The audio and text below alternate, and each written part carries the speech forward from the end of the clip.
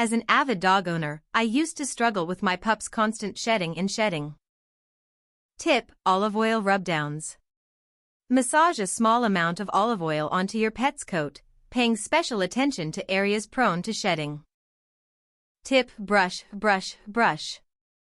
A slicker brush or a pin brush can work wonders for reducing shedding. Tip: vacuum with care. When vacuuming, use the attachment tool to gently remove loose hair from upholstered furniture, carpets, and curtains. Tip: bathe with shampoo specific to your pet's skin type. Use a shampoo formulated specifically for your pet's skin type, normal, dry, or oily. Tip: dry your pet thoroughly after baths.